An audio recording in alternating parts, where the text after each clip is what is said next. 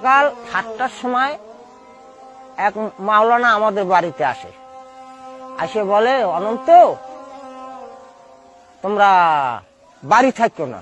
তাহলে কেন? মোল্লা বাড়ি থাকবো না, কি হয়েছে? আমরা এতগুলো ভাই আর এত আমাদের ছেলে মেয়ে, কি হয়েছে? তোমরা কি করবা? তাহলে শোনো, রায়ন্দা কিন্তু ময়না পাখি ধরার কল আসি গেছে, এই ময়না পাখি ধরতে কিন্তু নামবে, তোমরা সরিয়ে যাও। মানে গন্ডগোল করবে, যেসব বাড়ি শিক্ষিত, যারা ওই লোকের সামনে দাঁড়িয়ে কথা বলতে পারবে তাদেরই মারবে। এইবারে সেই 7টার সময় তিন দিকে রাস্তা নিয়ে ফায়ার করতে করতে এসে আমাদের বাড়ি সব ঘেরা দিয়ে দিল।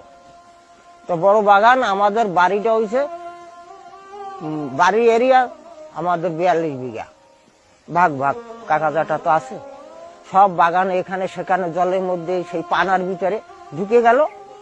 হ্যাঁ, ঢুকে যাওয়ার পরে আমরা তখন ছোট, তা বয়স্কদের মারে কিন্তু ছোট তাদের মারে না। আমাদের নাম ধরে ডাক দল, মকবুল করে একটা ছেলে আমার ক্লাস বন্ধু, ওই মকবুল, ওরা বন্ধু রাখতাম, ও খেচির দা কি এদিকে আসো না। আর আবার ভগ্নি উঠেছিল, তার নাম রহমান, একজনের নাম খালেক, এই মানে এই সব আর কি বন্ধু লোক। কি রে তোরা আমাদের বাড়ি এরকম অত্যাচার করিস, তোরা আমাদের বাসাই রাখবি? তাহলে হয় বাঁচাবো, এদিকে আয়। তা তোর বৌদি কি অবস্থা করে দেখ।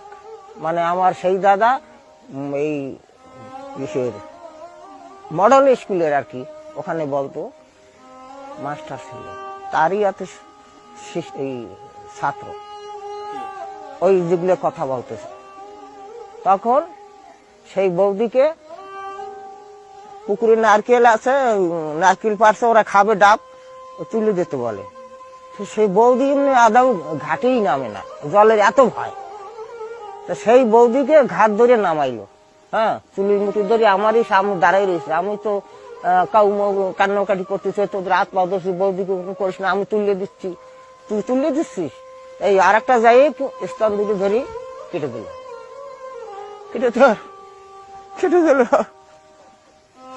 তারপর বৌদির ঘাটটা ধরিয়া পুকুরে জলে এইরকম মেরে ফেললো। আমি আর বলতে পারবো না।